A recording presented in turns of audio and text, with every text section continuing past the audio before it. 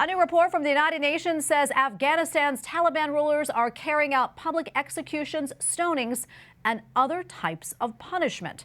The UN calls for the practices to end, saying they violate human rights. Taliban officials say the penalties are in line with Islamic law and have overwhelming support among the Afghan people. Meantime, a Christian nonprofit group says the Taliban has issued death threats to more than 600 families in Afghanistan simply for being Christian.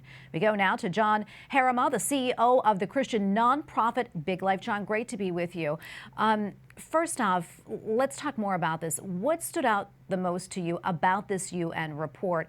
And also, could you give us a snapshot of the daily life for Christians in Afghanistan? Sure thing, Tracy. First of all, I think the report doesn't go into depth really what's really happening in Afghanistan. We are aware even over the last several weeks, we've lost 14 people who have been martyred for being believers, as well as about 33 people that are part of the underground network of churches there. In addition to that, we know about another over 70 more that have perished because of their faith. So I think the persecution against believers is much higher than the UN is, reporting about floggings for different reasons. They had different reasons for those sentences that they carried out. But for Christianity, it seems to be a much bigger impact and a much bigger penalty, obviously. I think daily life in Afghanistan, these people are scared. They're on the run. They are underground.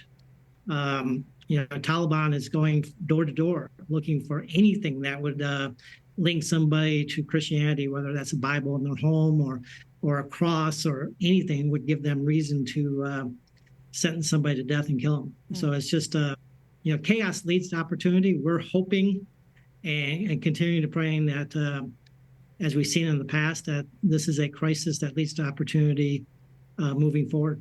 Yeah, it's so hard to believe, and we can't understand that over here. Terrifying. Tell us more about these 600 families and how your group is trying to help them. Yeah, they're in dire need. The officials came in several weeks ago and started questioning the men, and those are the ones that had been killed.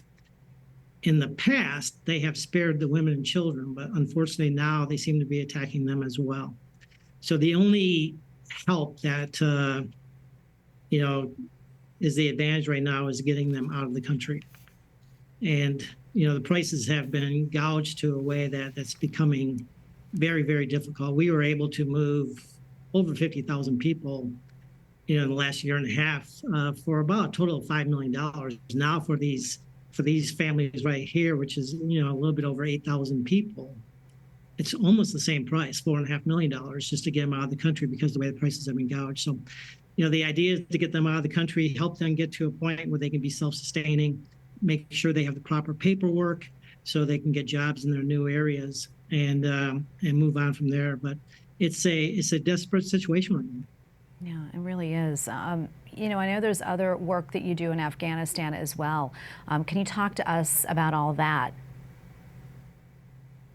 Yeah, we actually serve in 147 countries, and so we see a lot of the areas in the Middle East and South Asia that are, in horrific situations right now due to the governments or through extremists. So we are seeing unbelievable fruit through these opportunities. And as we said earlier, the chaos leads to opportunity, and people desperately need help. And when they are helped, they start asking those questions, why did you help us? Once they get to that comfort level, and it gives an opportunity to bring truth into their lives. John, we probably have maybe a minute left or so, but quickly, before I let you go, what else do you feel the audience really needs to know about what's happening in Afghanistan, the persecution that is of Christians, and how can we help out? Yeah, the latest total is that there's probably over 1 million underground believers in Afghanistan right now. And most of them are okay. Most of them are secure, but for whatever reason, these 8,000 believers are being targeted intensely, so we need to get them out. So the biggest need is humanitarian, as far as food, water, medical, clinic, shelter, but then ultimately the truth. And, through the scriptures and through God's word. Obviously the biggest need is prayer, but in addition to that, it costs about $500 per person to get them out of the country right now and set up in a new area where they could start thriving as an individual and thriving as believers. Wonderful. Well, John, thank you so much for coming on today and all that you do. We really appreciate it. God bless you. I appreciate it. And if anybody wants more information, they can go to big.life. That's our webpage. And there's a banner right across the top that's all about Afghanistan. And they can certainly get more information there. But I appreciate you opening the eyes and bringing this to the public. Absolutely. We appreciate you. And give us that website one more time. It's actually big.life, L-I-F-E. And that's all it is. It's you don't need a .com or .net or anything. It's big.life. Okay, wonderful. Thank you so much, John. And again, thank you for all that you do. We appreciate it. God bless. Thank you.